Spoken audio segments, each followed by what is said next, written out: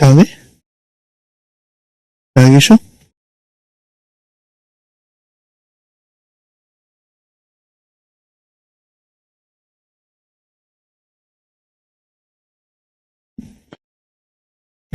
Hello दोस्तों, नमस्ते भाई, गुड इवनिंग। कैसे हैं आप सभी लोग? बच्चों कैसा महसूस कर रहे हैं? हाँ भाई साहब। बच्चों, क्या मैं आप सभी लोगों को लाइव दिखाई दे रहा हूं? सैटरडे संडे 2 दिन की छुट्टियों के बाद हमारी मुलाकात हो रही है। मैं आपसे पूछना चाहूंगा कि इन 2 दिनों में आपने क्या पढ़ाई करी? क्या चीज है ये किशोर? अच्छा, बताइए मेरे भाई साहब, इन 2 दिन में आपने क्या पढ़ाई करी? कुछ पढ़ाई करी आप लोगों ने?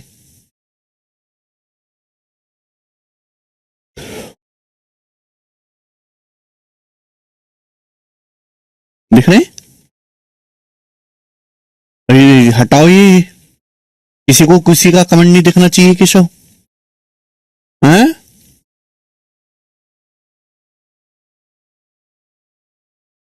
चलो, चले दोस्तों, हम लोग प्रतिशत पढ़ रहे हैं मेरे प्यारे में। बहुत धीरे धीरे मैं आपको पढ़ा रहा हूं, बिल्कुल चौथी फेल मान के आप लोगों को, टाइप वाइज टाइप सीक्वेंस में। और आज की क्लास में मुझे एक बहुत ही अच्छा और बहुत इंपॉर्टेंट एक नया कंसेप्ट सिखाना है।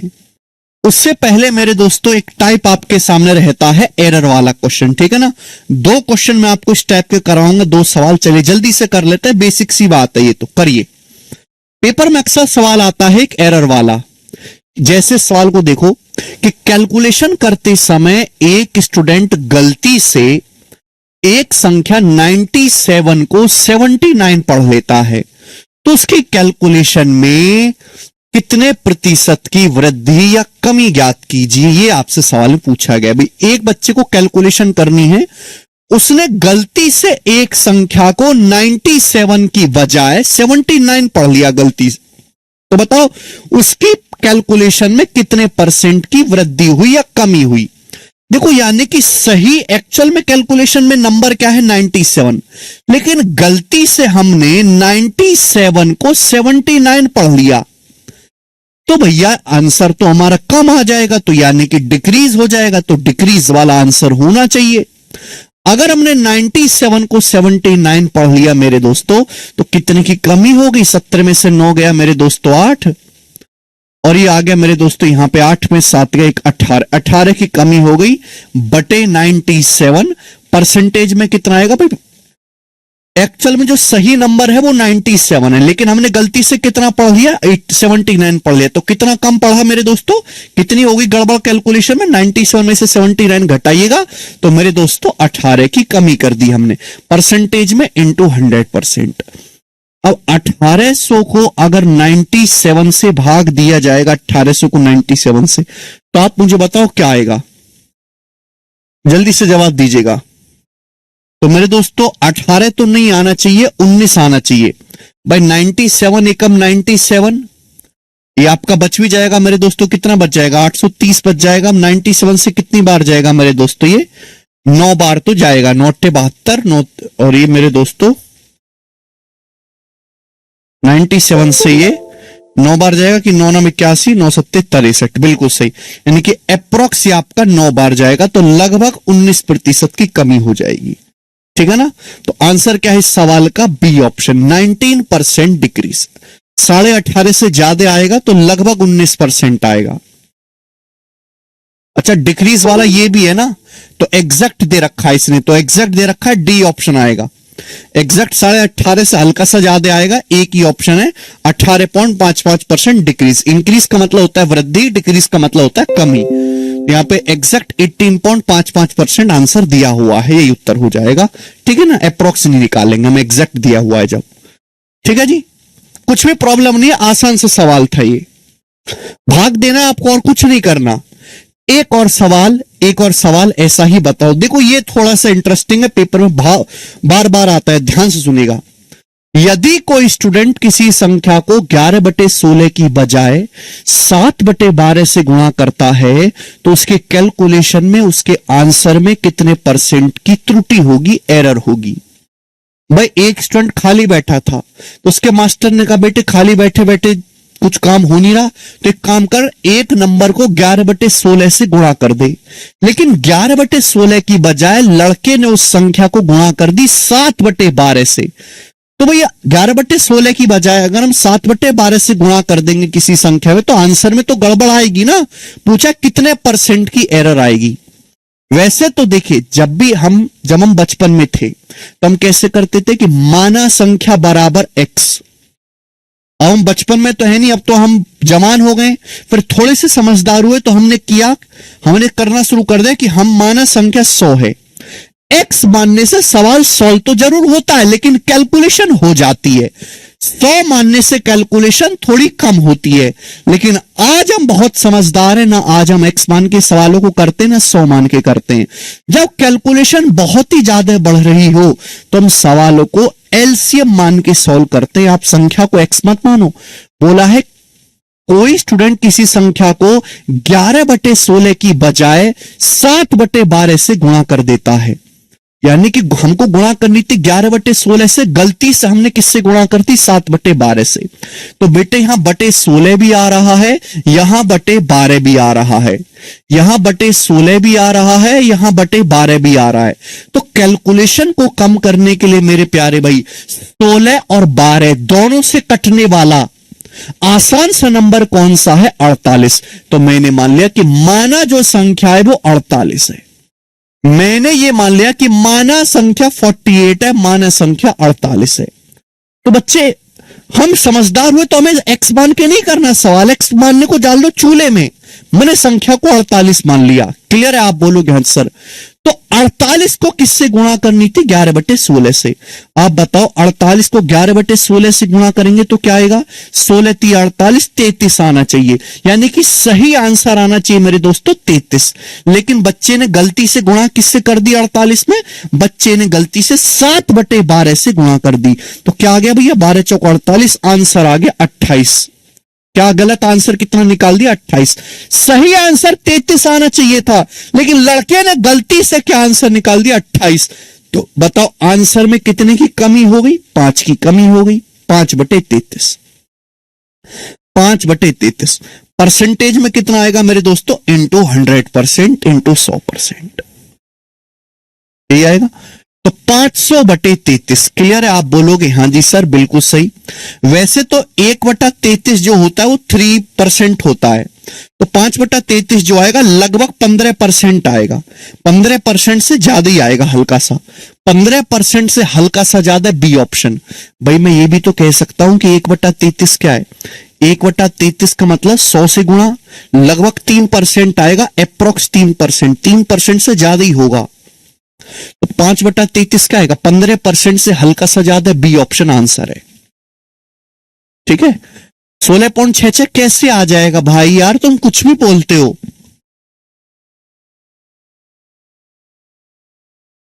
बी आंसर है, बिल्कुल सही। तो इजी था।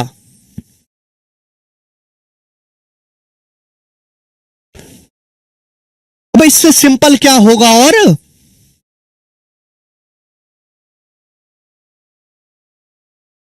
बी ऑप्शन सवाल का आंसर है। और कोई इसमें अलग से कोई फॉर्मूला थ्योरी छोड़ना सिखाने के लिए हमने कैलकुलेशन को कम करने के लिए जब भी ऐसा सवाल आए, मैं आगे बता रहा हूं कि हम पूरे मैथ में ऐसा करेंगे कि ये देखो प्रॉब्लम क्या है कि यहां बटे 16 आ रहा है, यहां बटे 12 आ रहा, 7/12। ये बटे 16/12 की वजह से कैलकुलेशन मुश्किल हो जाती है। तो हम क्या करते हैं मेरे प्यारे भाई, 16 और 12 दोनों से कटने वाला आसान सा नंबर, इनका एलसीएम 48 मान लो संख्या को। 48 ऐसी संख्या जो 16 से भी कटती है और 12 से भी कटती है। एक्स मानोगे तो बहुत मुश्किल हो जाएगा।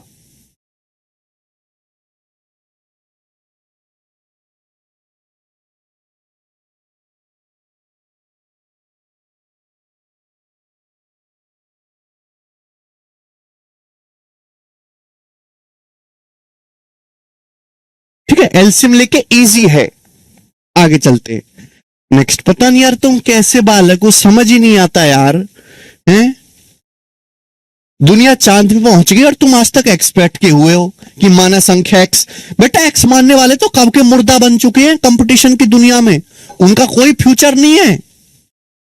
1000 बच्चों में से 3 बच्चों की नौकरी लगनी है, और वो 3 बच्चे हैं जिन्होंने एक्स का गला घोट दिया है। ठीक है जी, चलिए आगे चलते हैं। नेक्स्ट अगला कंसेप्ट आपके सामने। अगला कंसेप्ट बहुत इंपॉर्टेंट है, बहुत प्यार से समझिएगा मेरे दोस्तों। ऐसा बिल्कुल मत समझिए कि हम ये परसेंटेज में पढ़ा रहे हैं तो केवल परसेंटेज में इस्तेमाल होगा।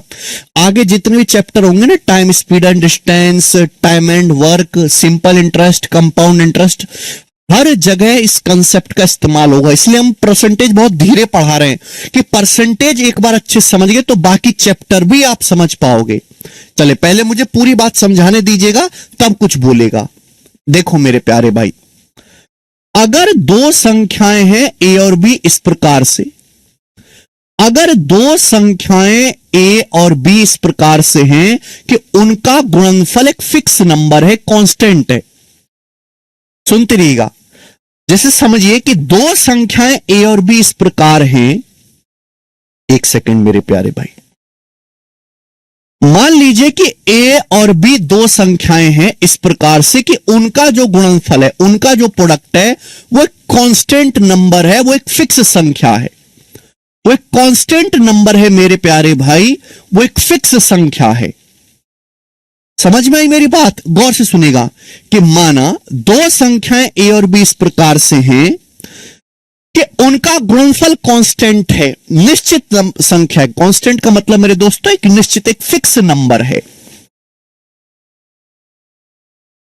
चुपचाप पहले मुझे पूरी बात समझाने दीजिए कि माना 2 संख्याएं ए और बी इस प्रकार हैं कि उनका गुणनफल एक कांस्टेंट नंबर है। अगर ऐसा है मेरे प्यारे भाई, तो एक संख्या जिस अनुपात में चेंज होगी, दूसरी संख्या उसके अनुपात में चेंज होगी।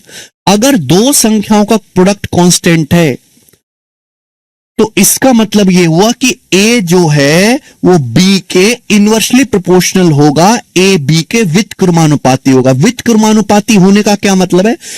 ये इसको बोलते हैं हम प्रोपोर्शनल का sign. A is inversely proportional to 1/b। A B के व्युत्क्रमानुपाती होगा। व्युत्क्रमानुपाती का मतलब होता है कि एक संख्या जिस अनुपात में चेंज होगी, दूसरी उसके उल्टे अनुपात में चेंज होगी। अगर एक संख्या का मान बढ़ेगा तो दूसरी संख्या का मान घटेगा, अगर एक संख्या का मान घटेगा तो दूसरी संख्या का मान बढ़ेगा। ध्यान सुनेगा, अगर 2 संख्याएं ए और बी इस प्रकार से हैं कि उनका प्रोडक्ट कांस्टेंट है, तो एक संख्या जिस अनुपात में चेंज होगी मेरे प्यारे भाई, दूसरी उसके उल्टे अनुपात में चेंज होगी। आप बोलोगे जी सर कैसे, नहीं समझे? एग्जाम्पल से आपको समझाते। ध्यान सुनेगा मेरे प्यारे भाई, सभी लोग ध्यान से सुनेगा।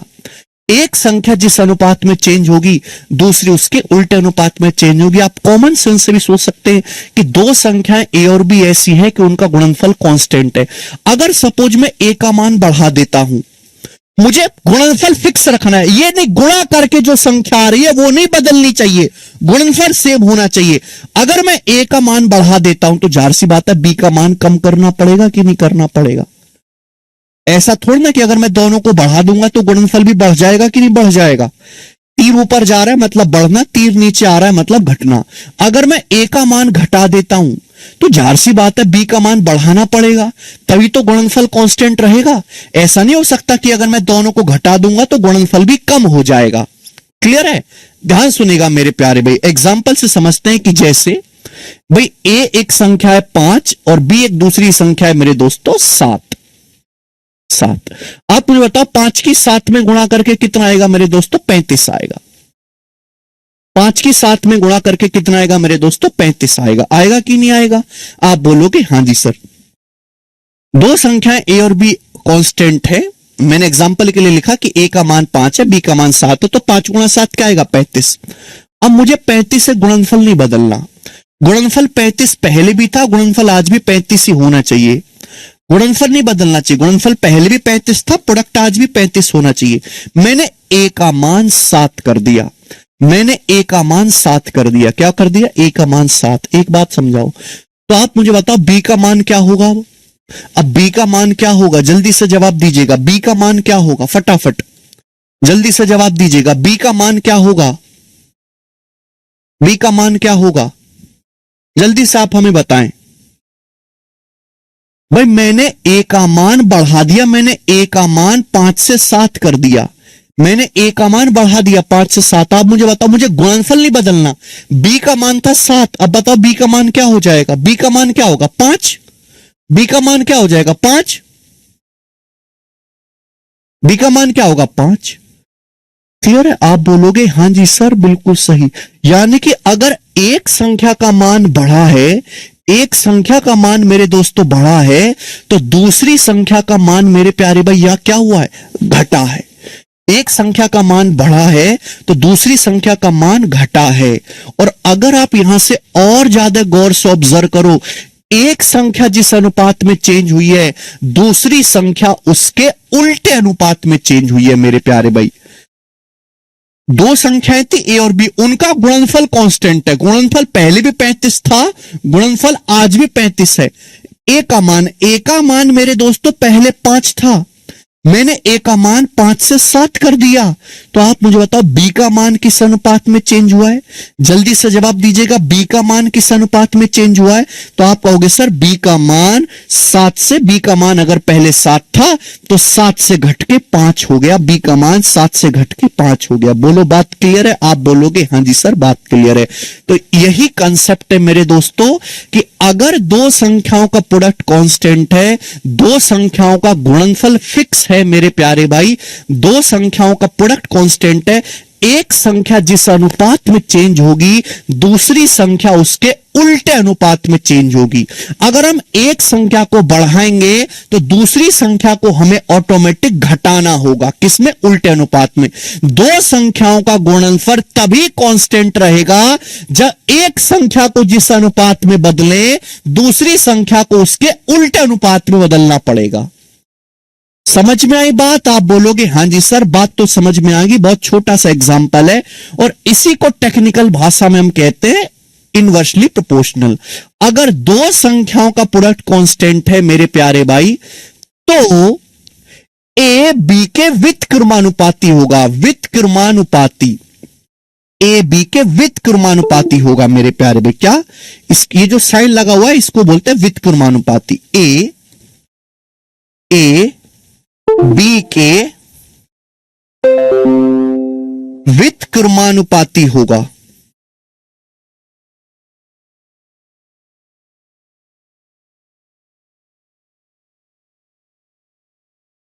इंग्लिश में कहते हैं ए बी के इनवर्सली प्रोपोर्शनल होगा, इनवर्सली प्रोपोर्शनल होगा।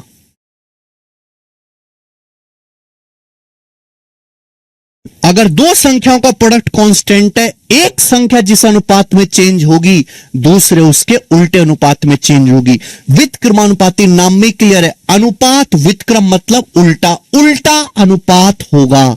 ए का जो अनुपात होगा दूसरी संख्या बी का अनुपात उल्टा होगा। अगर हम ए का मान बढ़ाएंगे बेटा तो हमें बी का मान घटाना पड़ेगा। समझ में आया? आप बोलोगे हां सर अगर हम ए का मान घटाएंगे तो हमें बी का मान बढ़ाना पड़ेगा। आप बोलोगे जी बिल्कुल सही बात समझ में आ गई है, कोई भी परेशानी नहीं है। अगर दो संख्याओं का प्रोडक्ट कांस्टेंट है तो एक संख्या जिस अनुपात में चेंज होगी दूसरे उसके उल्टे अनुपात में चेंज होगी। मैं इस बात को एक बहुत बेहतरीन एग्जांपल से आपको समझाता हूं, बहुत बेहतरीन एग्जांपल से। ध्यान से सुनेगा मेरे प्यारे भाई, सभी लोग ध्यान से सुनेगा, सभी लोग ध्यान से सुनेगा मेरे दोस्तों।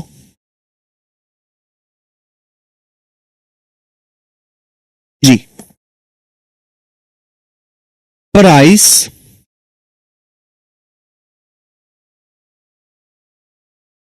यहां ऐसे लिख देते हैं, एक्सपेंडिचर बराबर, एक्सपेंडिचर बराबर प्राइस गुणा कंजम्पशन। मेरी थोड़ी तबीयत ठीक नहीं है भाई तो ज्यादा परेशान ना करो। एक्सपेंडिचर बराबर प्राइस गुणा कंजम्पशन, और जो मैं सिखा रहा हूं ना यही बेसिक होता है मेरे दोस्तों। हिंदी में अगर कहें एक्सपेंडिचर को हम हिंदी में कहते हैं खर्चा, खर्चा बराबर कीमत गुणा उपभोग, खर्चा बराबर प्राइस मतलब कीमत गुणा खपत, खर्चा बराबर कीमत गुणा खपत, एक्सपेंडिचर बराबर प्राइस गुणा कंजम्पशन, खर्चा बराबर कीमत गुणा खपत, खर्चा बराबर कीमत गुणा खपत। आप बोलोगे हां जी सर बिल्कुल सही बात समझ में आई, खर्चा बराबर कीमत गुणा खपत। ये बात तो हर कोई जानता है, नहीं जानते तो मैं और इसको एग्जांपल समझाता हूं। सपोज मेरे प्यारे भाई आपके घर में चावल खाया जाता है 50 रुपए पर किलो का। सपोज आपके परिवार में चावल खाते हैं लोग 50 रुपए पर किलो वाला चावल। कितने, इसको क्या बोलेंगे, कीमत। क्या है बेटे, चावल का प्राइस है, चावल की कीमत है 50 रुपए प्रति केजी, इसका मतलब 1 किलो चावल 50 रुपए का। तो आपके घर में चावल खाया जाता है जिसकी कीमत है 50 रुपए पर केजी। कितनी कीमत है मेरे प्यारे बेटे, 50 रुपए पर केजी। कितना है, 50 रुपए पर केजी। आप बोलोगे हां जी सर बिल्कुल सही बात समझ में आ गई, 50 रुपए पर केजी। और मेरे दोस्तों एक महीने में आप 12 किलो चावल खाते हैं तो ये होगी खपत। एक महीने में आपका परिवार 12 किलो चावल खाता है तो आप मुझे बताओ कि एक महीने में चावल पर आपके परिवार का खर्चा कितना होगा, बताइए बेटे। सपोज आपका परिवार चावल खाता है 50 रुपए प्रति किलो वाला, 1 किलो चावल की कीमत है 50 रुपए, और आपका परिवार एक महीने में 12 किलो चावल की खपत करता है, मतलब 12 किलो चावल खाता है। तो आप मुझे बताओ एक महीने में परिवार का चावल पे खर्चा कितना होगा। बेटा 1 किलो चावल अगर 50 रुपए का है तो 12 किलो चावल कितने का होगा, 12 किलो चावल होगा बेटे 600 रुपए का। 12 किलो चावल कितना आएगा, 600 रुपए का। तो परिवार का चावल पे जो कुल खर्चा है वो कितने का होगा, 600 रुपए का। 50 गुणा 12 600 रुपए। तो आगे ना खर्चा बराबर कीमत गुणा खपत। सभी को साफ साफ दिखाई दे रहा है, सभी को साफ साफ दिखाई दे रहा, खर्चा बराबर कीमत गुणा खपत। बोलो, आप बोलोगे हां जी सर। सरकार बदली, नई सरकार आई, सरकार बदल गई मेरे प्यारे भाई। अब सरकार बदल गई, नई सरकार आई, नई सरकार आई तो महंगाई भी बढ़ गई, महंगाई भी हो गई मेरे दोस्तों। अब चावल का दाम हो गया 60 रुपए पर केजी। चावल, वही चावल जो पहले 50 रुपए पर किलो मिल रहा था, वही चावल का प्राइस अब 60 रुपए पर किलो हो गया मेरे प्यारे भाई। चावल का प्राइस कितना हो गया अब, 60 रुपए पर किलो। तो आप मुझे बताओ चावल का जो प्राइस है, चावल का जो प्राइस है वो पहले कितना था, 50 रुपए पर केजी। चावल का प्राइस 50 से बढ़ के अब कितना हो गया, 60 रुपए पर किलो। घर वाले बोले भूखे रह लेंगे भूखे, लेकिन हम अपना खर्चा नहीं बढ़ाएंगे। हमारी तनख्वाह नहीं बढ़ी, हम अपना खर्चा नहीं बढ़ाएंगे, खर्चे का बजट फिक्स है। हम पहले भी चावल पे 600 रुपए खर्च करते थे, हम आज भी चावल पे 600 रुपए खर्च करेंगे। घर वालों ने निर्णय लिया कि हम चावल पे अपना खर्चा कतई नहीं बढ़ाने वाले, भूखे रह लेंगे, कम चावल खा लेंगे मेरे दोस्तों, लेकिन वोट उनको ही देंगे। समझ में आया?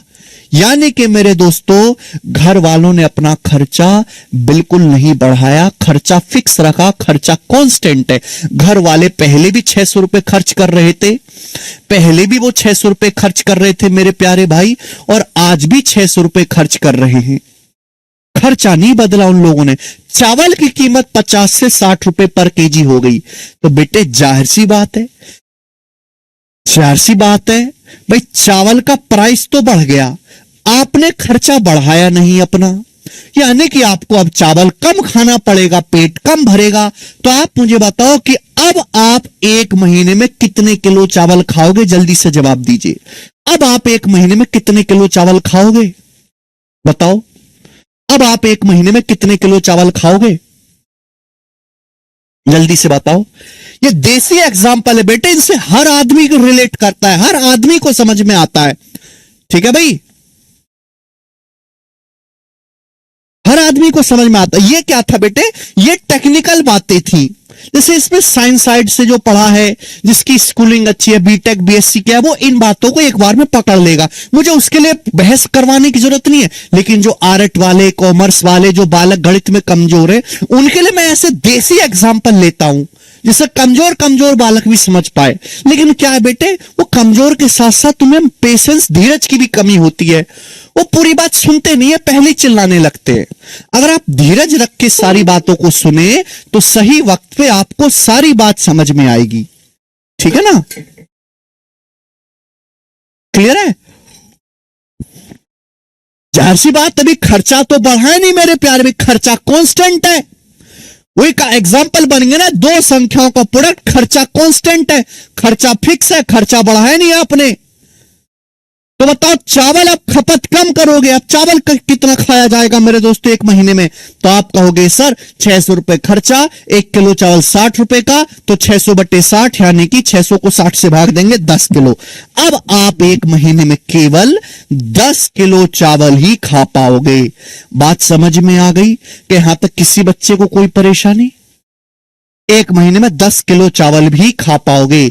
क्लियर है? आप बोलोगे हाँ जी सर। तो यहां मेरे दोस्तों गौर से देखें, चावल का प्राइस बढ़ गया। चावल का प्राइस, बोलोगे हाँ सर, चावल का प्राइस 50 रुपए से बढ़ के 60 रुपए पर केजी हो गया। तो चावल का प्राइस बढ़ा कितना मेरे दोस्तों? अगर चावल का प्राइस पहले 5 था, रेशियो ले लेंगे ना, 0 से 0 कट गया, चावल का प्राइस अगर 5 था तो 5 से बढ़ के 6 हो गया। तो चावल का प्राइस बढ़ा कितना है? चावल का प्राइस अगर पहले 5 था तो 5 से 6 होके कितना हो गया? 1 बढ़ गया। 1/5 होता है 20%, यानी कि चावल का दाम 20% बढ़ा है मेरे प्यारे भाई। अगर मैं परसेंटेज में कहूं, चावल का प्राइस 50 रुपए पर केजी था, तो चावल का प्राइस 50 से 60 रुपए पर केजी हो गया। चावल का दाम 20% बढ़ गया। कितना बढ़ गया मेरे दोस्तों? 20% बढ़ गया। तो आप मुझे बताओ, चावल की खपत कितने % कम हो गई? चावल की खपत कितनी कम होगी? जल्दी से जवाब दीजिएगा भाई। चावल का दाम तो 50 से 60 हो गया, 20% बढ़ गया। 5 था पहले, 5 से बढ़ के 6 हो गया, 1 बढ़ा। चावल की खपत, चावल आप पहले खा रहे थे एक महीने में 12 किलो, अब आप एक महीने में मेरे दोस्तों 10 किलो ही चावल खा पाओगे। अनुपात कितना आएगा? 12 से जब मैं 10 काटूंगा, 2 से कट जाएगा, 2 छिक्का 12, 2 पंजे 10। देखो आ गया कि नहीं आ गया मेरे प्यारे भाई? यही तो मैंने आपको समझाया कि अगर दो संख्याओं का गुणनफल फिक्स है, देखो यहां खर्चा जैसे फिक्स है, अगर दो संख्याओं का गुणनफल फिक्स है, एक संख्या जिस अनुपात में चेंज होगी, एक संख्या जिस अनुपात में चेंज होगी, दूसरी उसके उल्टी अनुपात में चेंज होगी। गौर से देखो, चावल का प्राइस 5 से बढ़ के 6 हो गया, दिख रहा है? चावल का प्राइस किस अनुपात में चेंज हुआ? 5 से 6 हो गया। अगर गौर से देखा जाए तो चावल की जो खपत है उल्टे अनुपात में चेंज हुई है। प्राइस 5 से 6 हो गया, खपत उल्टा अनुपात 6 से 5 चेंज हुई है मेरे दोस्तों। दिखाई दे रहा है? दिखाई दे रहा? उल्टा अनुपात दिख रहा है कि नहीं? इसलिए कहा गया है कि अगर दो संख्याओं का गुणनफल फिक्स है, कांस्टेंट नंबर है, तो दोनों संख्याएं व्युत्क्रमानुपाती होगी। एक संख्या जिस अनुपात में बदलेगी, दूसरी संख्या उसके उल्टे अनुपात में बदलेगी। इसलिए कहा गया है मेरे प्यारे भाई, चावल का प्राइस 50 से 60 हो गया, अनुपात लिया तो चावल का प्राइस 5% बढ़ गया। खपत पहले 12 किलो थी चावल पे, आप खपत 10 किलो हो गई। खपत 2 से काट लेंगे, अनुपात 6:5, यानी कि खपत 6 से 5 हो गई मेरे प्यार भाई। तो यानी कि चावल की खपत अगर पहले 6 थी तो 6 से 5 होगी, तो कितना घट गई? 1 घट गई भाई। पहले 6 थी, 6 से अब 5 होगी, 1 घट गई। और 1/6 कितना होता है? 1/6 होता है 16 सही 2/3%। आप बोलोगे हाँ जी सर बिल्कुल सही। यानी कि मेरे प्यारे बच्चों, मैं कह सकता हूं कि चावल का दाम अगर 20% बढ़ा तो आपने चावल की खपत को 16 सही 2/3% कम कर दिया। समझ में आया? अगर आप चावल का दाम 20% बढ़ाते हो तो आपको अपनी खपत 16 सही 2/3% कम करनी पड़ेगी, जिससे आपका खर्चा सेम रहेगा, खर्चे में कोई बदलाव नहीं आएगा। जितना खर्चा पहले था आज भी उतना ही खर्चा होगा। ठीक है मेरे प्यारे भाई? अगर चावल का प्राइस 20% बढ़ जाता है तो हमें चावल की खपत को 16 सही 2/3% कम करना पड़ेगा। इससे चावल का खर्चा सेम जितना पहले था आज भी उतना ही रहेगा मेरे प्यारे भाई। मुझे लगता है हर एक बच्चे को बात आसानी से समझ में आ गई है। हाँ जी स्टूडेंट, अगर आपको ये बात समझ में आई है तो कमेंट में यस लिख दो। अब इससे देसी एग्जांपल लेके, इससे सिंपल एग्जांपल, हाँ 16.66 भी लिख सकते हैं। आदित्य कुमार 16 सही 2/3 को ही 16.66 भी कहते हैं, ठीक है ना। अगर आपको समझ में आया तो कमेंट में यस लिख देंगे मेरे प्यारे भाइयों, ठीक है। ओके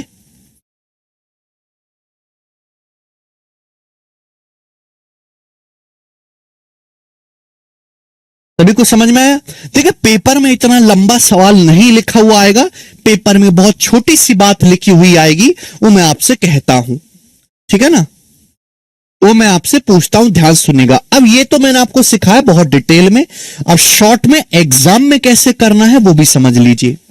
देखिए हमने आपको समझा दिया अभी कि एक्सपेंडिचर बराबर प्राइस गुणा कंजम्पशन, खर्चा बराबर कीमत गुणा उपभोग, खर्चा बराबर कीमत गुणा उपभोग, खर्चा बराबर कीमत गुणा उपभोग, बता दिया। खर्चा बराबर कीमत गुणा खपत।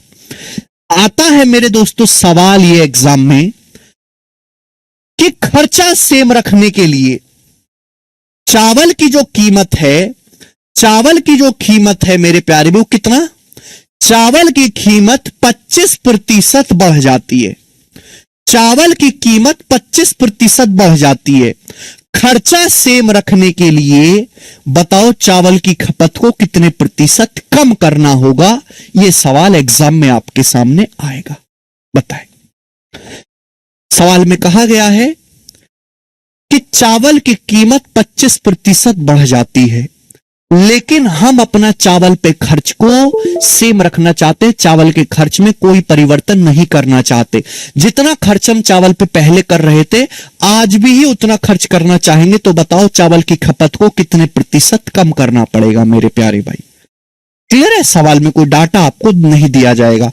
चावल का प्राइस 25% बढ़ गया, चावल का प्राइस 25% बढ़ गया। 25% कितना होता है मेरे प्यारे दोस्त, 1/4। 25% हो गया 1/4। पहले जो बाकी लोग करते हैं बेटा वो सिखा रहा हूं। चावल का प्राइस 25% बढ़ गया 1/4। 1/4 मतलब मेरे दोस्तों चावल का प्राइस अगर पहले 4 था तो 4 से बढ़ के 5 हो गया। तो चावल की खपत, अगर चावल का प्राइस 4 से 5 हो गया, इस अनुपात में चेंज हुआ है, तो खपत उल्टे अनुपात में चेंज होगी, 5:4। ये बात तो समझे। आप बोलोगे हाँ जी सर हम बात समझे। चावल का प्राइस जिस अनुपात में बढ़ा है खपत उसके उल्टे अनुपात में चेंज होगी। तो बताओ खपत अगर 5 से 4 हो गई तो खपत कितनी कम हो गई मेरे दोस्तों, 1/5। और 1/5 का मतलब 20%। तो चावल की खपत को हमें 20% कम करना पड़ेगा। समझ में आया। आप बोलोगे हाँ जी सर बिल्कुल सही, लेकिन बेटा इतना लिखने की भी जरूरत नहीं है, इतना लिखने की भी जरूरत नहीं है मेरे प्यारे भाई, ये भी जरूरत नहीं है। अच्छा आपको याद होगा मैंने आपको एग्जाम्पल समझाया था ना कि राम की इनकम श्याम से 20% ज्यादा है, तो बताओ श्याम की इनकम राम से कितना परसेंट कम है। ये एग्जाम्पल समझाया था मैंने आपको कि राम की इनकम श्याम से 20% ज्यादा है, तो श्याम की इनकम राम से कितना परसेंट कम है। जो ट्रिक हमने वहां समझा दी थी वही मेरे दोस्तों यहां पे लगा दो। चावल का प्राइस 25% बढ़ गया 1/4। हमें खर्चा नहीं बढ़ाना, हमें खर्चा सेम रखना है, तो खपत कितने प्रतिशत कम करनी होगी मेरे प्यारे भाई। सीधा शॉर्टकट, इतना भी लिखने की जरूरत नहीं है बेटे। अगर ये 1 बड़ा है तो यहां 1 कम करना होगा, अगर यहां 1 बड़ा है तो यहां 1 कम करना होगा मेरे प्यारे भाई। नीचे बेस क्या आएगा मेरे दोस्तों, नीचे बेस क्या आएगा, तो नीचे बेस आएगा 4 + 1 5। नीचे बेस क्या आएगा 4 + 1 5, 1/5। नीचे बेस क्या आएगा 5, 4 + 1 5। नीचे बेस क्या आएगा मेरे दोस्तों, इन दोनों को जोड़ना है, इन दोनों को जोड़ना है, प्लस है तो प्लस, माइनस से माइनस, 4 में 1 जोड़ेंगे 5, 1/5। और 1/5 होता है 20%। तो हमें खपत को 20% कम करना पड़ेगा, ये आंसर हो गया। ऐसे करना आपको, ये बात भी लिखने की जरूरत नहीं है। मजा आया। ठीक है भैया, क्लियर है? तो देखो सबसे पहले मैंने आपके सामने कंसेप्ट लिखा। अब साइंस साइड वाले बच्चे तो समझ जाएंगे, लेकिन आरट कमजोर गधा कचरा भीड़ के लिए मैंने आपको उनके एक एग्जाम्पल देके समझाया। फिर देखो आपको इतना लिखने की जरूरत नहीं है मेरे प्यारे भाई, ये शॉर्ट में आपको करना है, शॉर्ट में। ठीक है बच्चे, पूरा डिटेल लिखने की जरूरत नहीं है। अब सवाल पे आ जाते हैं, बहुत पॉपुलर, अभी तक मैंने जितना भी आपको परसेंटेज में पढ़ाया है, जितने भी कंसेप्ट मैंने आपको जितने भी टाइप करवाए, उनमें सबसे ज्यादा इंपॉर्टेंट टाइप ये है। ठीक है बच्चे,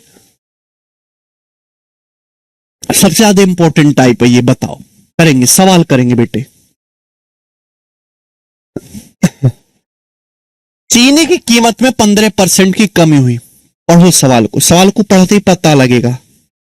सवाल में साफ साफ कहा गया कि चीनी की कीमत में 15% की कमी हुई। बोला गया कि कोई आदमी अपना कंजम्पशन कितना परसेंट बढ़ा सकता है जिससे कि खर्चे में कोई परिवर्तन ना हो, खर्चे में कोई परिवर्तन ना हो। बढ़िया सवाल है। देखो ये तो मैंने आपको एक एग्जाम्पल लेके बताया, ढेरों सवाल ऐसे बन सकते हैं। ऐसे किसी भी सवाल में जहां संख्याओं का प्रोडक्ट कांस्टेंट है, ये कंसेप्ट अप्लाई होगा किसी भी सवाल में। ठीक है मेरे दोस्तों, चलिए हम जानते हैं कि एक्सपेंडिचर खर्चा बराबर होता है प्राइस गुणा कंजम्पशन। खर्चा बराबर कीमत गुणा उपभोग, खपत को उपभोग भी बोलते हैं। बोला चीनी की कीमत में 15% की कमी हुई। चीनी का प्राइस 15% कम हो गया, 15% की कमी हुई। 15% की फ्रैक्शन वैल्यू क्या होती है? 5% 1/20, 15% 3/20। हमें खर्चा सेम रखना है, तो बताओ कंजम्पशन में कितने परसेंट की कम वृद्धि करनी होगी? कंजम्पशन कितना परसेंट बढ़ाना चाहिए कि खर्चा सेम रहे? खर्चा सेम रहे, खर्चा जितना पहले था आज भी खर्चा उतना ही रखना है। तो बेटा क्या शॉर्टकट सिखाया, अगर प्राइस 3 कम हुआ है तो ये 3 बढ़ा देंगे। बेस क्या आएगा? बेस क्या आएगा नीचे? 20 माइनस 3 17, 20 में से 3 घटाएंगे 17, 3/17।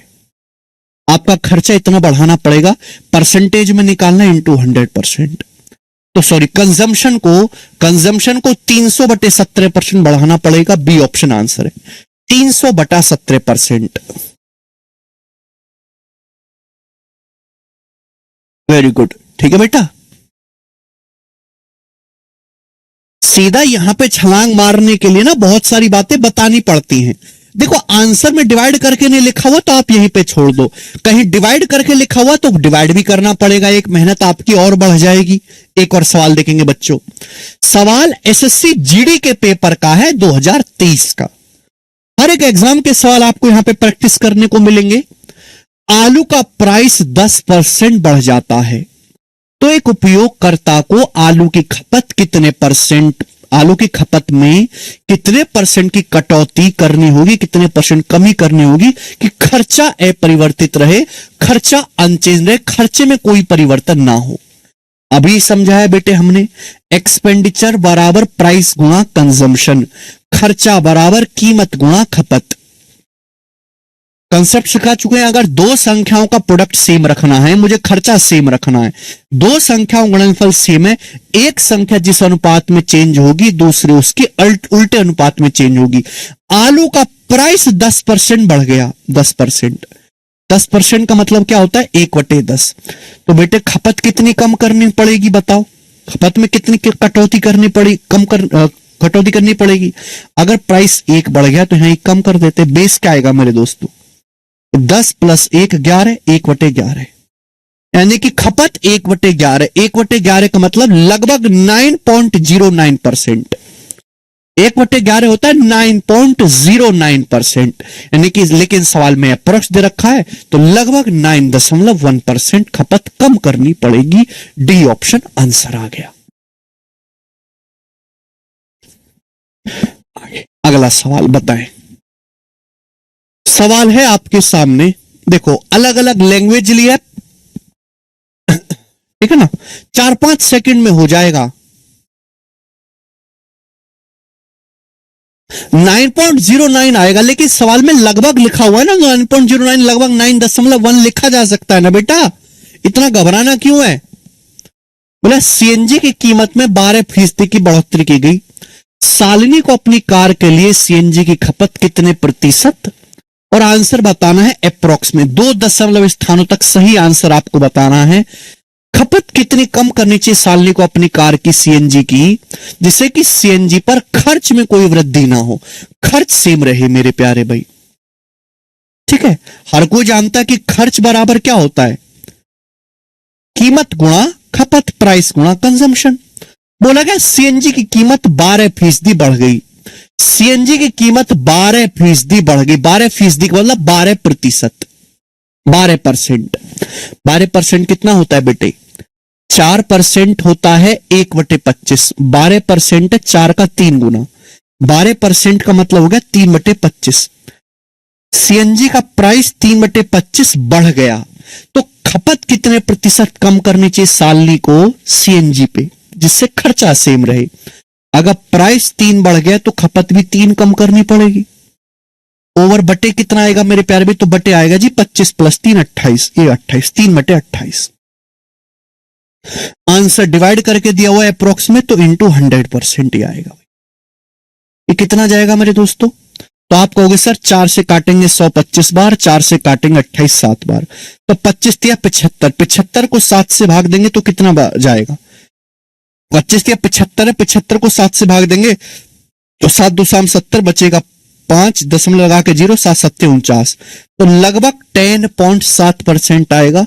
10.7 के नजदीक एक ही आंसर है, ये रहा सी ऑप्शन, अप्रोक्स 10.7। अरे 75 को 7 से भाग भी नहीं कर सकते यार, बताओ नितिन सिंह जी कैसे काम चलेगा। सीजल हर 23 प्री का सवाल बताएं जल्दी से, लेटेस्ट सवाल एकदम। बहुत देखो, जितना मैं प्रैक्टिस करवाता हूं उतना भारत में कोई नहीं कर पाएगा, कोई भी नहीं। टीचर तो क्या, बालक खुद भी इतनी प्रैक्टिस नहीं करवाते जितना मैं बच्चों को अपने बैच में करवाता हूं, क्योंकि मेरा विश्वास यह है कि आज की जनरेशन की जो मोबाइल देख देख के उसकी फोकस पावर इतनी कम हो चुकी है कि वो कंसेप्ट पढ़ाने से गणित नहीं सीख सकता, वो सीख सकता है प्रैक्टिस करवाने से। तो मैं केवल बेसिक पढ़ाने पे ध्यान नहीं देता हूं, मैं प्रैक्टिस करवाने पे भी ध्यान देता हूं, क्योंकि फॉर्मूला लिखने से, फॉर्मूला याद करने से, कंसेप्ट पढ़ लेने से अगर बच्चों को गणित में समझ आता तो बैच की जरूरत नहीं पड़ती फिर बालकों को। फिर तो सारे फॉर्मूलों की दुनिया में कितनी किताब आती है, किताबों से निकल लेते, 20 पेज में गणित के सारे कंसेप्ट आ जाएंगे। प्रैक्टिस बहुत जरूरी है। बोला पेट्रोल के कीमत में 7% की वृद्धि होती है, तो उपभोक्ता द्वारा पेट्रोल पर खर्च सेम रखने के लिए, खर्च को अपरिवर्तित रखने के लिए खपत कितने % कम की जानी चाहिए, बताओ। पेट्रोल की कीमत 7% बढ़ गई बेटे, 7% पेट्रोल का प्राइस बढ़ गया, 7% का मतलब 7/100। तो सवाल में कहा गया है कि अगर हमको यहां पर खर्चा सेम रखना है पेट्रोल पे, तो खपत कितने % कम करनी होगी। बेटा अगर ये 7 बढ़ा है तो 7 कम करना होगा।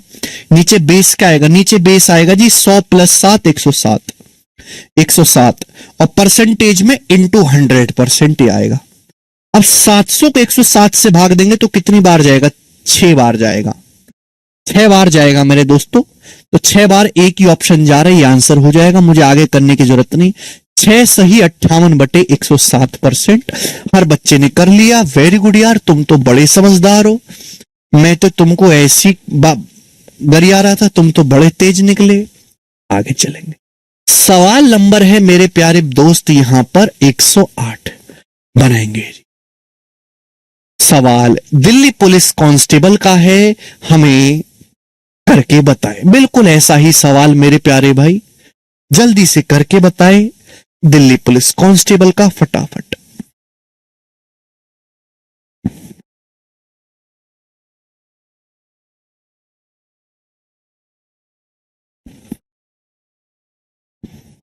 मुस्कान कह रहे सर आज तक कोई पंजाब से सीजल निकाला है, बहुत कम। ये तो बड़े क्रिएटिव बात उठाई आपने। पंजाब से हमारे पास बहुत कम बालक आए हैं सीजल नहीं निकाले हैं, बहुत कम पंजाब से निकाले हैं। ऐसा क्यों भाई? वैसे तो साउथ से भी बहुत कम लोग सीजल निकालते हैं, इसलिए क्योंकि साउथ से ये सब सरकारी नौकरी के झंझट में पड़ते ही नहीं है लोग, बहुत कम। वहां पे थोड़ा आईटी सेक्टर का जुनून ज्यादा है, वो डिप्लोमा करके सब कोडिंग फोडिंग में लग जाता है बालक वहां का। लेकिन पंजाब में तो कोई ऐसी खास सुविधा है नहीं, फिर भी कम निकाले हैं। करो। हाँ,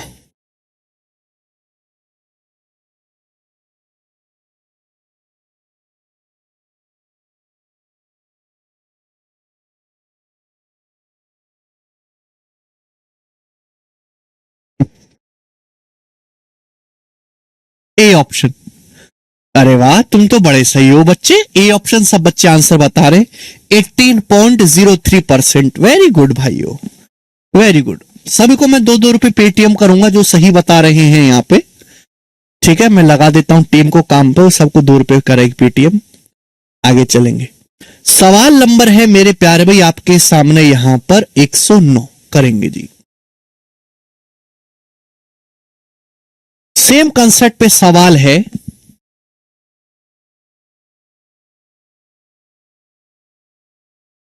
पंजाब वाले कनाडा चले जाते हैं, उनको वो ज्यादा आसान लगता है।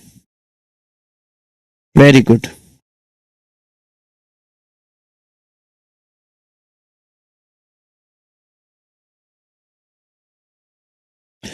मध्य प्रदेश से तो बहुत बच्चे निकालते हैं भाई।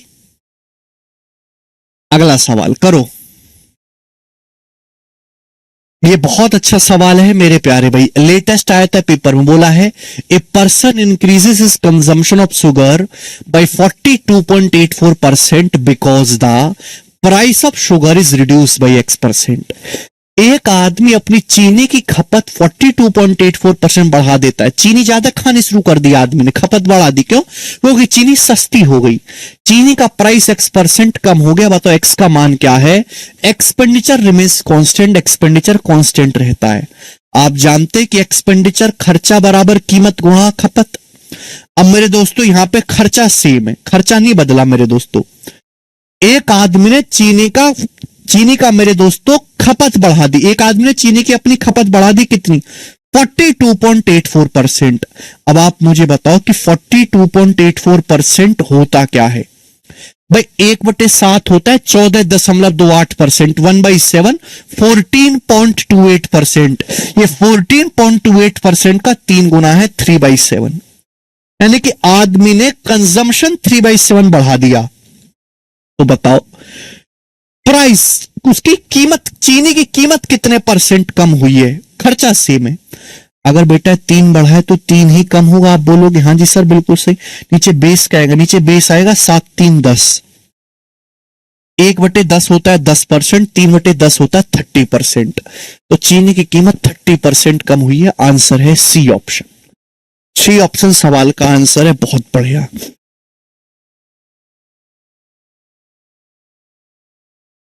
मजा आया।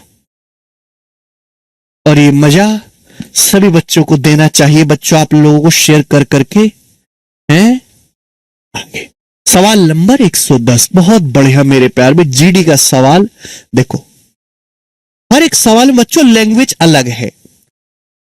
हर एक सवाल में लैंग्वेज, मैं बेशक सेम कंसेप्ट के सवाल करवाता हूं, लेकिन उस सेम कंसेप्ट में भी मैं हर सवाल में कुछ ना कुछ नयापन रखता हूं।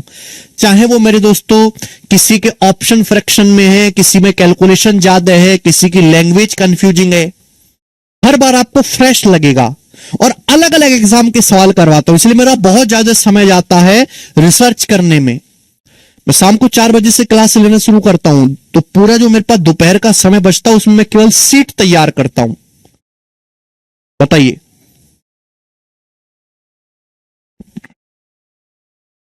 शेयर नहीं होता इसमें? आशु सिंह वो सवाल शेयर नहीं, बच्चों को ज्यादा से ज्यादा बताना है। नए लड़कों को कैनविल एप्लीकेशन से जुड़ के पढ़ो, 0 to हीरो बैच में, ये वाला शेयर।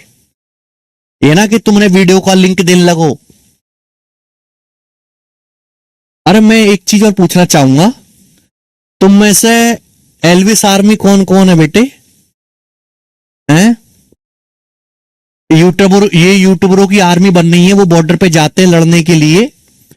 तो खैर वो बॉर्डर पे नहीं, सोशल मीडिया पे लड़ते हैं। तो सोशल मीडिया पे लड़ने के लिए तुम भी किसी आर्मी में हो? एल्विस आर्मी है, मुनावर आर्मी है, आजकल तो नया भी आया है, एंजलियंस है क्या, अंजलियंस, हाँ ये भी आया है नया अभी।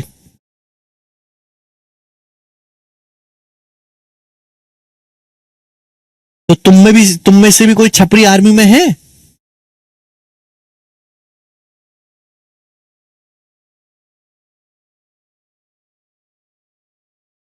BTS army.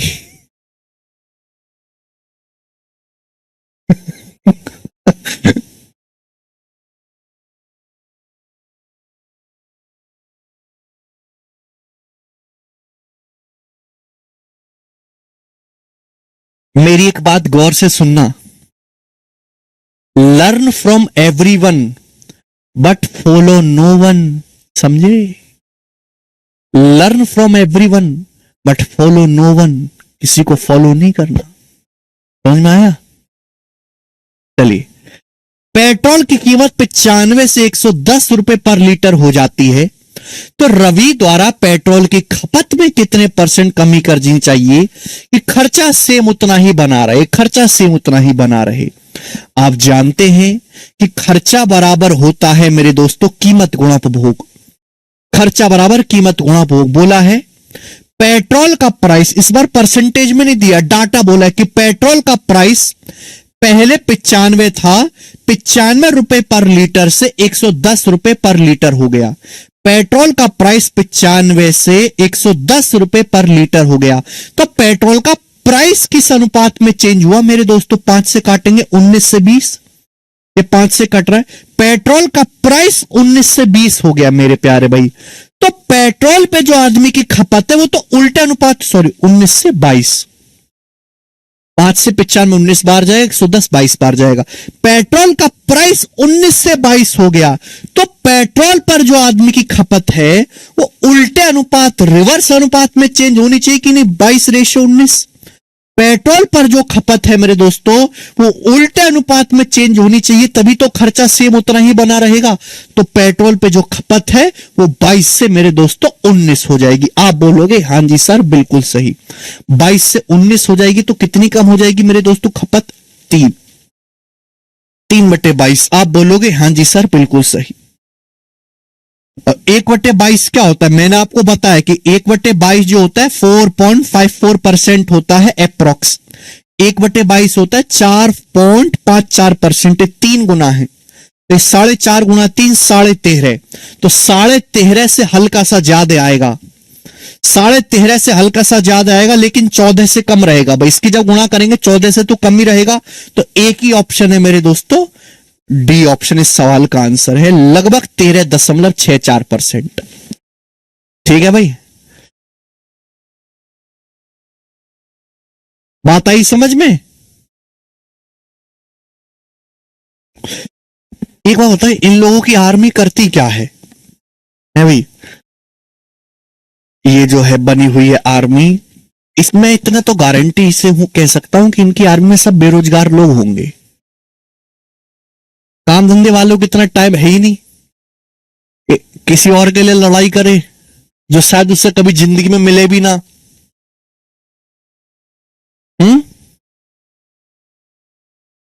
13.64% के आसपास आएगा। बढ़िया जी, आगे चलते हैं। बस मुझे भी एक आर्मी बनानी है ऐसी। कौन कौन आएगा मेरी आर्मी में? एक और सवाल बच्चों ऐसा ही करके बताएं। मैं भी बना रहा हूं बेटे एक आर्मी, नाम रखूंगा मैं जहरीली आर्मी नाम रखूंगा भाई मैं तो। कैसा लगा?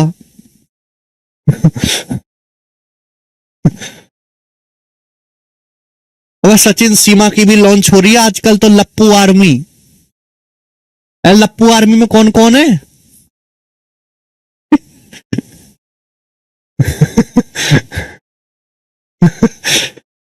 चीफ की पोस्ट खाली है भाई हमारी आर्मी में, बताओ कौन लेगा चीफ वाली पोस्ट?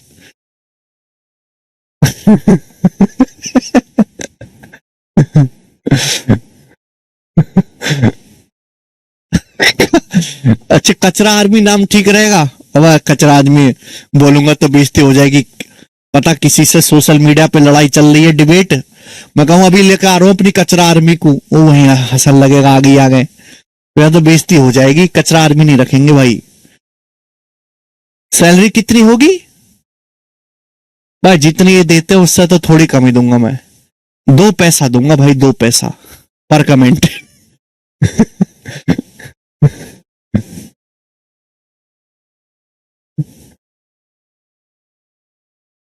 चलिए करो मेरे प्यारे भाई। सवाल नंबर 111 कौन करेगा? वर्तमान में जिस चावल को 29 रुपए पर केजी के हिसाब से बेचा जा रहा है, पिछले महीने उसका प्राइस 25 रुपए पर केजी था। किसी परिवार को चावल की खपत को कितना % कम करना चाहिए जिससे कि खर्चा पहले के समान रहे? देखो मेरे दोस्तों, आप जानते हैं कि एक्सपेंडिचर बराबर प्राइस गुणा कंजम्पशन, खर्चा बराबर कीमत गुणा उपभोग। सवाल में बोला गया कि प्रेजेंट में जिस चावल का प्राइस 29 रुपए पर किलो है, पिछले महीने उसका प्राइस 25 रुपए पर किलो था। मतलब चावल का प्राइस पिछले महीने 25 रुपए पर केजी था, अब प्राइस 25 से 29 हो गया, तो प्राइस इस अनुपात में चेंज हुआ, तो कंजम्पशन तो उल्टे अनुपात में चेंज होगा ना। खर्चा सेम रखना है, खर्चा सेम रखना है, तो खपत उल्टे अनुपात में चेंज हुई होगी 29 से 25। तो बताओ खपत कितनी कम करनी पड़ेगी मेरे प्यारे दोस्तों? खपत कितनी कम करनी पड़ेगी? 4। 29 से 25 4 कम करना पड़ेगा, 4/29। परसेंटेज में कितना आएगा? इंटू 100%। तो 400/29% खपत कम करनी होगी। कितना आएगा बेटे ये? अब देखो यहां डिबेट का विषय है कि 13, ये अप्रोक्स में बताना, निकटतम पूर्णांक तक। जब मैं 400 को 29 से भाग दूंगा तो 29 एकम 29, सॉरी 400 को 29 से भाग दूंगा तो 29 एकम 29, अब चल जा वे, 29 एकम 29 मेरे दोस्तों, बचेगा मेरे दोस्तों यहां पर 11। तो 29 दिया 87, 87 के बाद जो है मेरे प्यारे में कितना बच जाएगा? 13 और 10 23 बच जाएगा। फिर 29 सत्ते 203, फिर 7 0, तो 29 दूनी 58, ये आएगा लगभग 13.72%। तो आंसर जो आया वो 13.72 आया है। अगर आंसर 13.5 से, मैंने आपको बताया था कि अगर आपको नियरेस्ट इंटीजर में आंसर बताना है, ये 13.5 से बड़ा आया है। जब ये 13.5 से बड़ा आया है तो हम इसके जो नियरेस्ट इंटीजर वो 13 नहीं लेंगे, 13 गलत हो जाएगा, 14% लेंगे मेरे दोस्तों, 14%। अगर 13.5 से बड़ा आया है तो हम 14% लेंगे बेटे अप्रोक्स। अगर 13.5 से कम आता तो हम 13% लेते। बात आई समझ में? ये मैंने पहले भी बता दिया है, ये लगभग 14% के करीब आएगा। ठीक है जी। Bigg Boss is a platform to find biggest छपरी ऑफ इंडिया। अरे बिग बॉस करवाने वाला भी छपरी ही है। चलो आगे चलते हैं मेरे प्यार भी। सवाल है आपके सामने, कर लोगे ना? 112 नंबर सवाल बताओ, ठीक है ना? करे मेरे दोस्त, इस सवाल को देखो। अब इस सवाल में मेरे प्यारे बच्चे परसेंटेज मैंने पूछ के एग्जैक्ट वैल्यू पूछ गई है।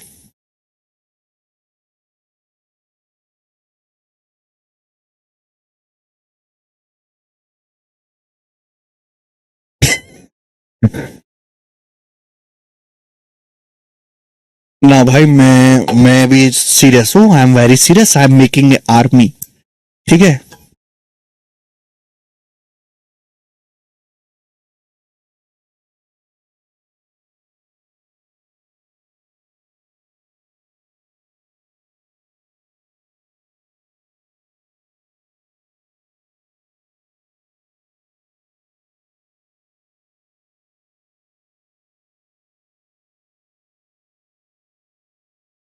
चलिए कौन करेगा बच्चों सवाल?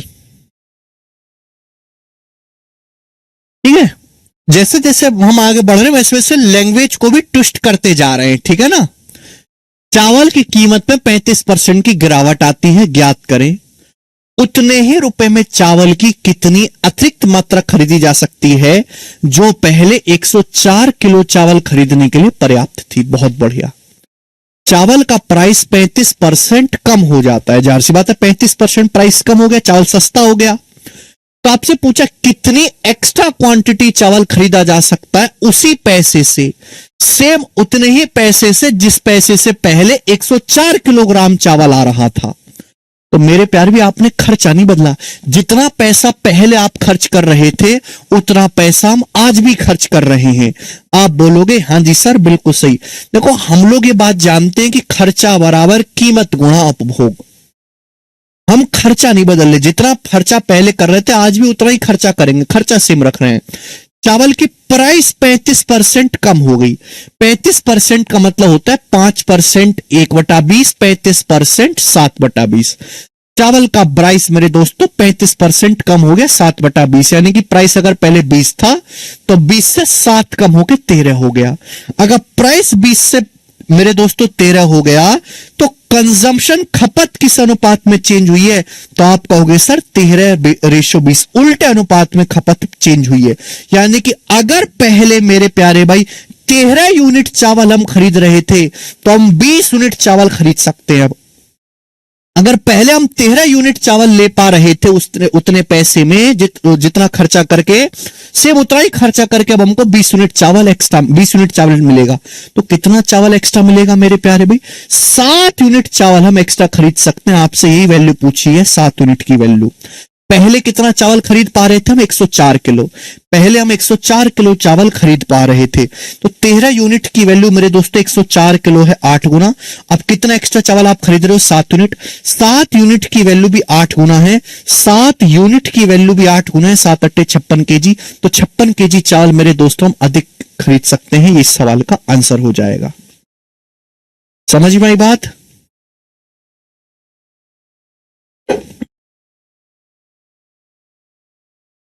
कर पाओगे बेटा।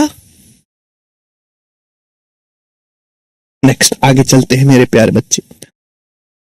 सवाल नंबर है यहां पे 112 था, हम लोग लेंगे सवाल नंबर 113, करके बताएं। सवाल CITES के टियर 1 के पेपर में आया है 2022 में। आपसे बिल्कुल लेटेस्ट सवाल पूछ रहा हूं, बनाओ। बोला एक वस्तु के प्राइस में 25% की कमी हो जाती है, इसलिए खर्चे को समान रखने के लिए परिवार ने उस वस्तु की खपत में 20 किलोग्राम की वृद्धि की, खपत में 20 किलोग्राम की वृद्धि की। पूछा है परिवार की पहले खपत कितनी थी, परिवार की पहले खपत कितनी थी आपसे पूछा गया है। ठीक है मेरे प्यारे भाई, बेसिक सी बात है मेरे प्यारे भाई। ठीक है भाई, एक वस्तु का प्राइस 25% कम हो जाता है, प्राइस 25% कम हो गया, 25% मतलब 1/4। एक वस्तु का प्राइस 25% कम हो गया, 25% मतलब 1/4। प्राइस अगर 4 था तो 4 से 3 हो गया। भाई प्राइस कम हो गया जबकि हमको खर्चा समान रखना है, खर्चा समान रखना है तो खपत हम बढ़ा सकते हैं। प्राइस अगर 25% कम हो गया 4 से 3 तो खपत उल्टे अनुपात में चेंज हो जाएगी 3 से 4। बोला है खर्चा सेम करने के लिए आदमी ने खपत 20 किलोग्राम बढ़ा दी, यानी कि खपत अगर पहले 3 थी तो खपत अब 3 से 4 होगी। आदमी ने खपत कितनी बढ़ा दी 1 यूनिट। सवाल के अकॉर्डिंग खपत बढ़ाई कितनी गई है 20 किलोग्राम, तो 1 यूनिट की वैल्यू 20 किलोग्राम है। सवाल में पूछा गया परिवार की पहले खपत कितनी थी, तो पहले खपत थी 3 यूनिट। तो 3 यूनिट की वैल्यू क्या आएगी, अगर 1 की वैल्यू 20 है तो 3 की वैल्यू आएगी 3 गुणा 20 60 किलोग्राम। तो 60 किलोग्राम परिवार की पहले खपत थी। आंसर है पहला ऑप्शन। आपसे भी पूछ सकता है कि बताओ अब परिवार की नई खपत कितनी, तो नई खपत आपसे पूछा होता बाद की खपत, तो 4 यूनिट की वैल्यू निकालते 80 केजी। कर पाओगे बेटे। ये सेम कंसेप्ट पे सवाल है, बस यहां परसेंटेज बना पूछ के एग्जैक्ट वैल्यू पूछ ली गई है। बिल्कुल टाइप वाइज टाइप मैंने सीक्वेंस में लगाया है। देखो इतना इंपॉर्टेंट टाइप है, मैं ज्यादा सवाल करवा रहा हूं, ठीक है ना। अब जैसे पिछला ही टाइप था, इससे पहला टाइप था, मैंने आपको दो ही सवाल कराए, किसकी इज्जत दो सवाल लायक ही है, ठीक है ना। बस जितनी जिसकी इज्जत हो उसको उतना समय देना पड़ता है, ठीक है ना। बस छपरियों को ज्यादा समय मिल रहा आजकल, ये गलत बात है, दुख है मुझे इसके लिए। आगे चलेंगे। सवाल नंबर है बेटे 114, करके बताएं इसका क्या आंसर है। 114 नंबर प्रश्न बनाएं।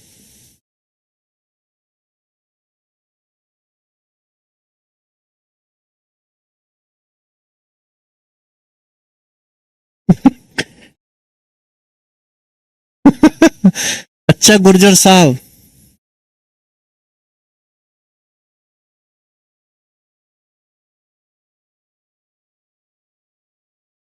अच्छा Bhajan Lal ji, x is inversely proportional to y, x y के व्युत्क्रमानुपाती है।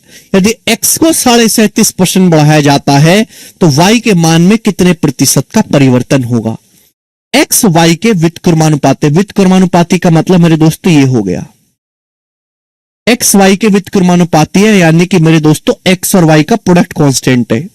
एक्स वाई के व्युत्क्रमानुपाती है, मैं इस बात को ऐसे भी लिख सकता हूं कि एक्स और वाई का गुणनफल कांस्टेंट है। एक संख्या एक्स जिस अनुपात में चेंज होगी वाई उसके उल्टे अनुपात में चेंज होगी मेरे प्यारे भाई। टेक्निकल लैंग्वेज यहां पे लिखी है।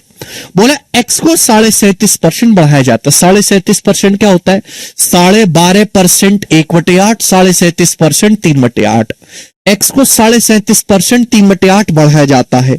एक्स को 3/8 बढ़ाए तो वाई कितना कम हो जाएगा। अगर ये 3 बढ़ाया है मेरे दोस्तों तो 3 कम हो जाएगा मेरे प्यार भी वाई। नीचे बेस क्या आएगा मेरे दोस्तों, 8 + 3 11, तो 11। 1/11 होता है 9.09%। बेटे 1/11 होता है 9.09%। ये 3/11 कितना होगा, 3 गुना 27.27%। तो 27.27% वाई के मान में कमी हो जाएगी। आप ये भी बता सकते हैं कि मान कम हो जाएगा, एक संख्या बढ़ रही है तो दूसरी कम हो जाएगी ऑटोमेटिकली, ठीक है। सब बच्चे समझ पा रहे हैं, कह रहे हैं सर बहुत आसान है, आपने तो हलवा बना दिया है बेटे। बहुत सही, सुंदर बच्चों, आगे चलेंगे। सवाल नंबर है आपके सामने भाई साहब, यहां पर 114 हो गया है। सवाल नंबर है 115, बताएं।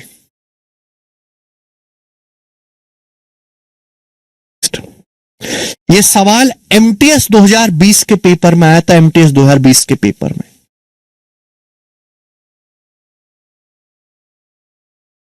देखते हैं कितने बच्चे इस सवाल को कर पाते हैं। पढ़ो और करो, बढ़िया लैंग्वेज है, सुंदर सवाल है, बनाए जी।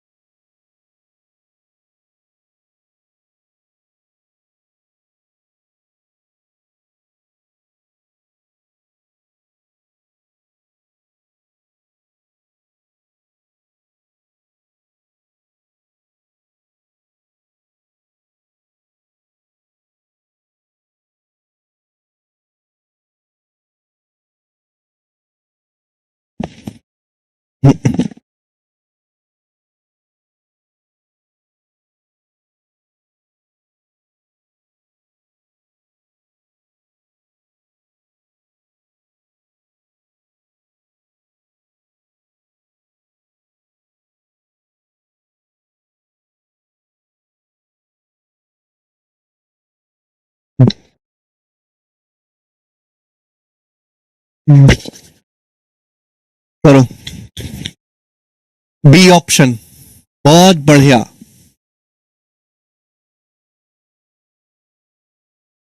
कुछ संकट के कारण राज्य ए से कुछ लोग राज्य बी में चले गए और दूसरे राज्य की जनसंख्या 19.96% बढ़ गई।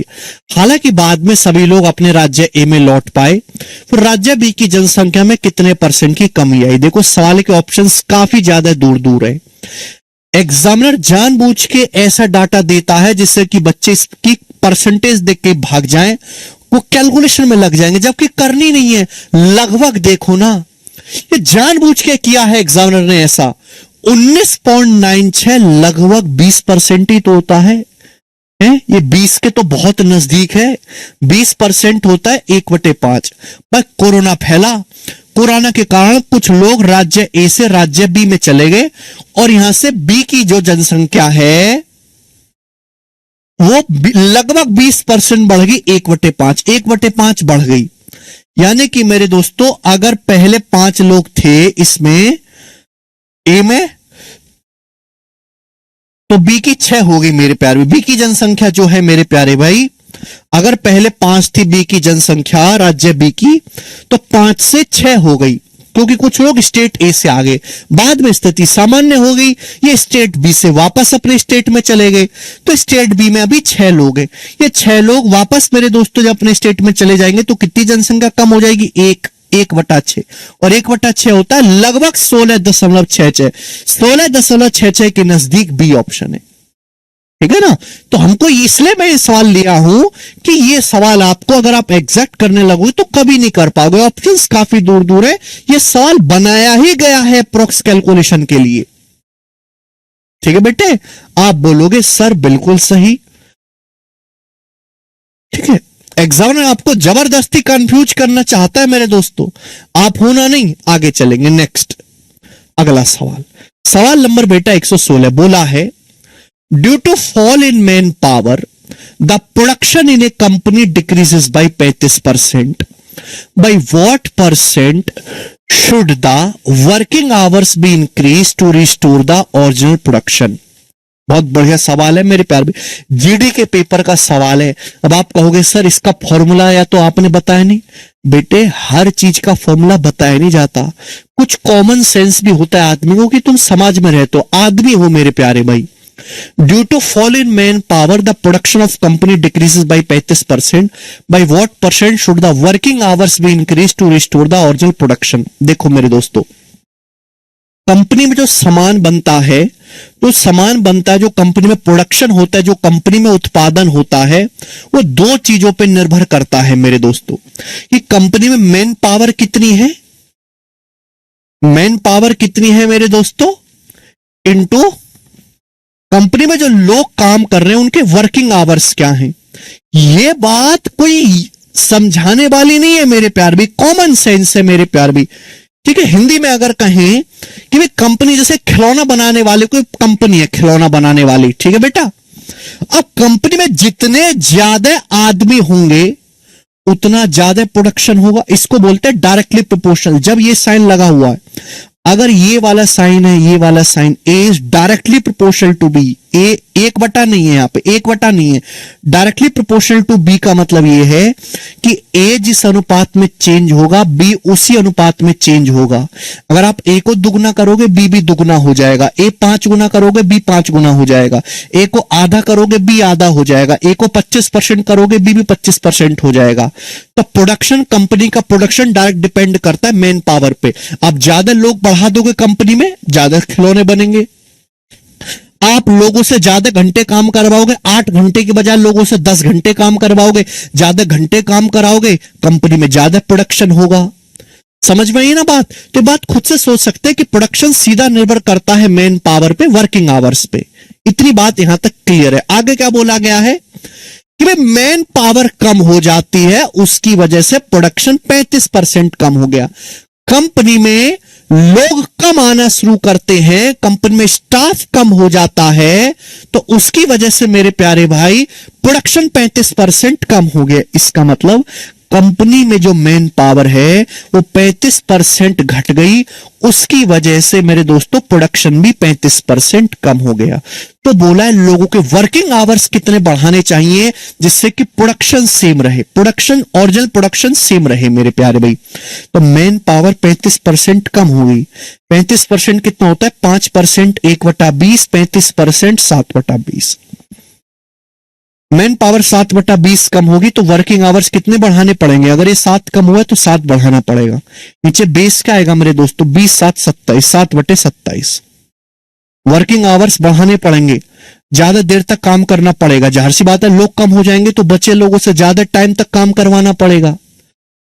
700/27, 700/27 कितना आएगा मेरे प्यार भी? 700 को 27 से भाग देंगे तो लगभग 27 दूनी 54 बचेगा मेरे दोस्तों। 27 दूनी 54 के बाद यहां पे 16 बचेगा, तो 27 छिक्का 100,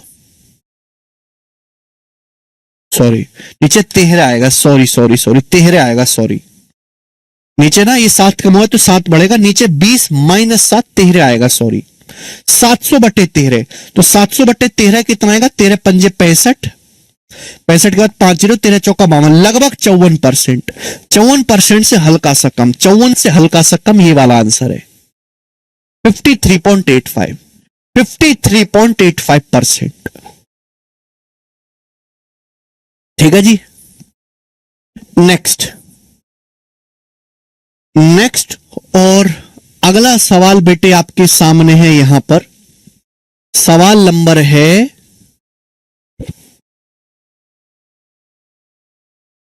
118 और ये लास्ट क्वेश्चन है भाई, और आगे अगला टाइप है वो मैं कल बताऊंगा। बोलो, एक त्रिभुज के आधार में 66 सही 2/3% की वृद्धि की जाती है। इस त्रिभुज का क्षेत्रफल सेम रखने के लिए ऊंचाई कितने प्रतिशत कम करनी चाहिए? देखो मेरे प्यारे भाई, आप कहोगे सर आपने तो हमें मेंसुरेशन पढ़ाया नहीं, सवाल कहां से आ गया?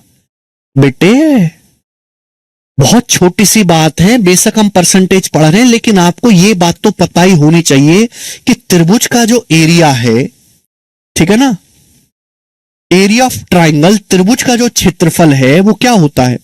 त्रिभुज का क्षेत्रफल होता है 1/2 आधार गुणा ऊंचाई, 1/2 बेस गुणा हाइट, 1/2 आधार गुणा ऊंचाई, 1/2 बेस गुणा हाइट। त्रिभुज का क्षेत्रफल होता है 1/2 आधार गुणा ऊंचाई। बहुत सिंपल सी बात है, बचपन से हम पढ़ते हैं त्रिभुज का क्षेत्रफल 1/2 आधार गुणा ऊंचाई। क्लियर है? आप बोलोगे हाँ जी सर बिल्कुल सही।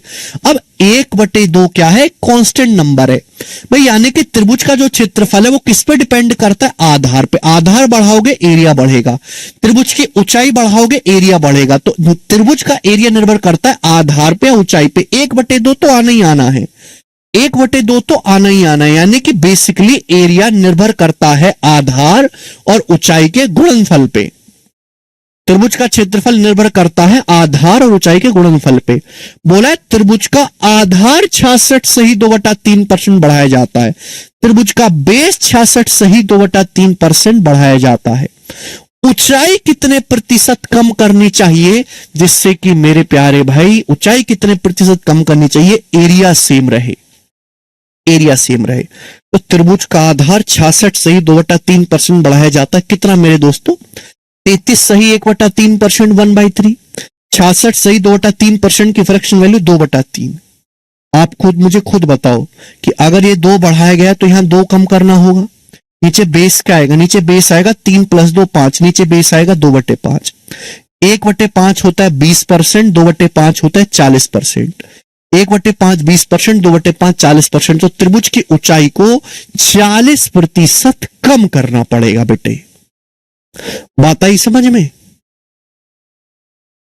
ठीक है, माइनस था ना चित्रा?